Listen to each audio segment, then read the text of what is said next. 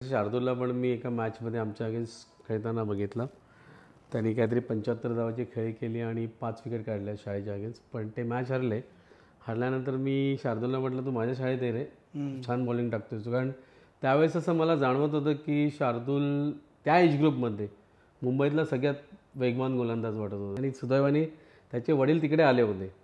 तर वडिलांना मी म्हटलं की ह्याला तुम्ही मुंबईमध्ये पाठवा, कारण खूप टॅलेंट आहे, हा मुंबईत आला तर खरोखर मोठं क्रिकेट खेळू शकतो. पण त्याच्या वडिलांनी काय सांगितलं की सर, तुमच्या शाळेत येणं म्हणजे 3 तास जाणं 3 तास येणं आणि प्लस 10वीमध्ये गेलं आहे, म्हणजे आम्हाला एज्युकेशन पण तेवढंच इम्पॉर्टंट आहे. उद्या नाही झालं क्रिकेटर तर अभ्यासामध्ये तो पुढे जाऊ शकतो. तर राहून दे सर, नको. मी ऑलमोस्ट फेब्रुवारी ते मेपर्यंत त्यांना कंटिन्यूस फोनवर कॉन्टॅक्ट करत होतो.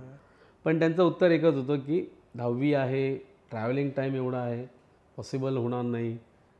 आणि असंच एक दिवस घरी बसलो होतो, गप्पा मारता मारता मिसेसबरोबर एक छोटासा बॉम्ब टाकला हळू आवाजात. अगं म्हटलं, एक मुलगा आहे, आपल्याला ठेवू शकतो का? मिसेसने उत्तर दिलं, तुमचं घर आहे, मला काय करायचं. असं उत्तर ऐकलं. मी मोबाईल घेतला आणि ताबडतोब शार्दूलच्या घरी फोन केला. म्हटलं, मी माझ्या घरी ठेवला तयार आहे.